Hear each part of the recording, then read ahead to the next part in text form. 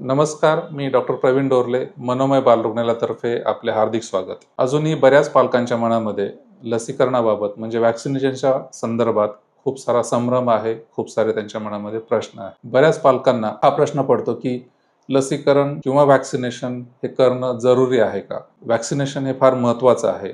व्हॅक्सिनेशनमुळे काही जीवघेण्या आजारांपासून आपल्या बाळाचे संरक्षण होते. काही पालक असं विचारतात, लसीकरण हे सरकारी दवाखान्यात करावं का प्रायव्हेट दवाखान्यामध्ये करावे? सरकारी दवाखान्यात किंवा प्रायव्हेट हॉस्पिटलमध्ये ज्या लसी उपलब्ध आहेत त्या दोन्हीही सारख्या आहेत. तुम्ही तुमच्या सोयीने कुठेही लसीकरण करू शकताय. इनफॅक्ट सरकारी दवाखान्यात लसीकरण केल्याने तुमचे पैसे वाचतील आणि तेच पैसे तुम्ही बाळाच्या इतर गरजा भागवण्यासाठी वापरू शकता. काही पालकांच्या मनामध्ये एक भीती असते, लसी दिल्यामुळे बाळाला पुढे चालून आयुष्यात काही धोका निर्माण होईल का? तर नाही.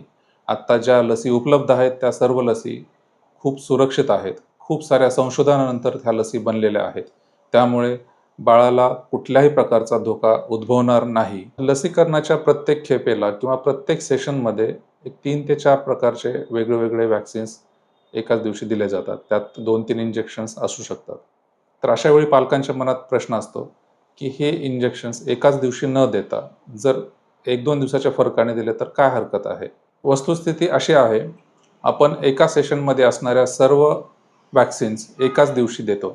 2-3 इंजेक्शन्स असतील तर ते वेगवेगळ्या ठिकाणी टोचले जातात. परंतु हेच इंजेक्शन्स आपण आज एक, उद्या एक ह्या पद्धतीने देऊ शकत नाही. कारण व्हॅक्सिनच्या 2 सेशन्समध्ये कमीत कमी 28 दिवसांचा गॅप असणं आवश्यक आहे. थोडक्यात लसीकरण हे फार महत्त्वाचे आहे. तुम्ही तुमच्या बाळाला आवश्यक त्या सर्व लसी देऊन घ्या. आणि हे करत असताना जर तुमच्या मनात काही प्रश्न किंवा संभ्रम उत्पन्न होत असेल, तर आम्हाला कमेंट बॉक्समध्ये नक्की कळवा. धन्यवाद.